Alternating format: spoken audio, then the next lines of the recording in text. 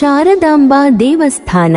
ಶೃಂಗೇರಿ ಶಾರದಾಂಬೆ ಭಾರತದ ಕರ್ನಾಟಕದಲ್ಲಿರುವ ಪವಿತ್ರ ಪಟ್ಟಣವಾದ ಶೃಂಗೇರಿಯಲ್ಲಿರುವ ಸರಸ್ವತಿ ದೇವಿಗೆ ಸಮರ್ಪಿತವಾದ ಪ್ರಸಿದ್ಧ ಹಿಂದೂ ದೇವಾಲಯವಾಗಿದೆ.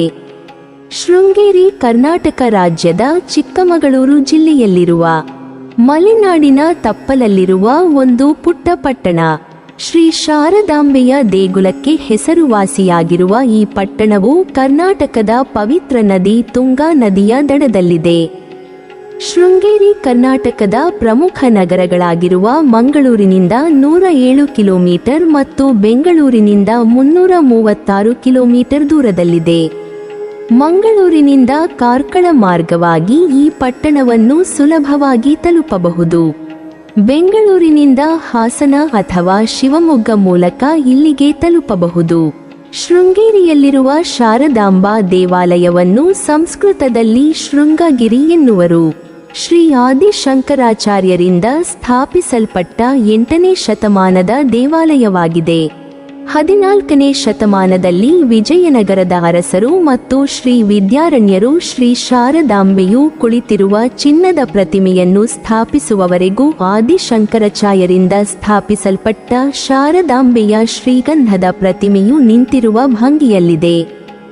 ಸನಾತನ ಧರ್ಮವನ್ನು ಒಗ್ಗೂಡಿಸಲು ಮತ್ತು ಅದ್ವೈತ ಸಿದ್ಧಾಂತವನ್ನು ಪ್ರತಿಪಾದಿಸಲು ಆದಿಶಂಕರಾಚಾರ್ಯರು ಸ್ಥಾಪಿಸಿದ ಮೊದಲ ಮಠ ಈ ಶೃಂಗೇರಿಯ ಶಾರದಾ ವಿದ್ಯಾಪೀಠ. ಆದಿಶಂಕರಾಚಾರ್ಯರು ಸ್ಥಾಪಿಸಿದ 4 ಪೀಠಗಳಲ್ಲಿ ಮೊದಲನೆಯದು ಶೃಂಗೇರಿಯ ಶ್ರೀ ಶಾರದಾ ವಿದ್ಯಾಪೀಠ. ಪಶ್ಚಿಮ ಘಟ್ಟಗಳ ಮಧ್ಯೆ ಇರುವ ಶೃಂಗೇರಿಗೆ ಈ ಹೆಸರು ಋಷ್ಯಶೃಂಗ ಪರ್ವತದಿಂದಾಗಿ ಬಂದಿದೆ.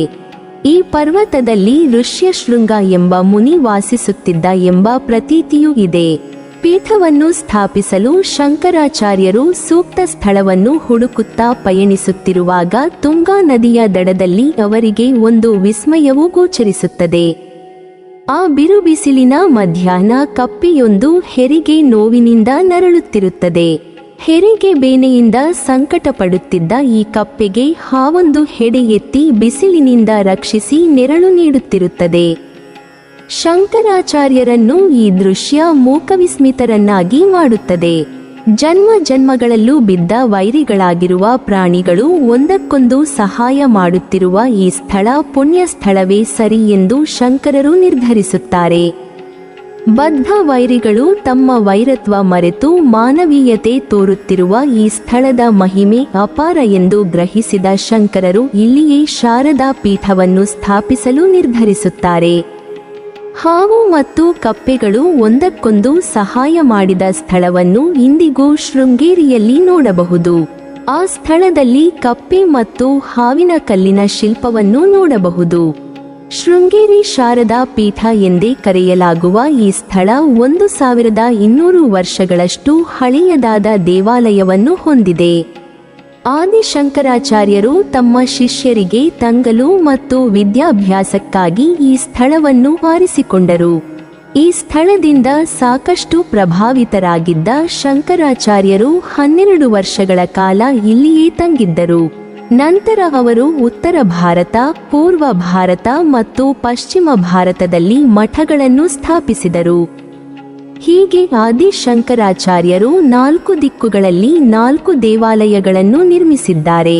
ಅವುಗಳು ಉತ್ತರದಲ್ಲಿ ಬದರಿಕಾಶ್ರಮ ಜ್ಯೋತಿರ್ಪೀಠ, ಪಶ್ಚಿಮದಲ್ಲಿ ದ್ವಾರಕಾ ಶಾರದಾ ಪೀಠ, ಪೂರ್ವದಲ್ಲಿ ಪುರಿಯ ಗೋವರ್ಧನ ಪೀಠ ಹಾಗೂ ದಕ್ಷಿಣದಲ್ಲಿ ಶೃಂಗೇರಿ ಶಾರದಾ ಪೀಠವಾಗಿ ಪ್ರಸಿದ್ಧಿ ಪಡೆದಿದೆ.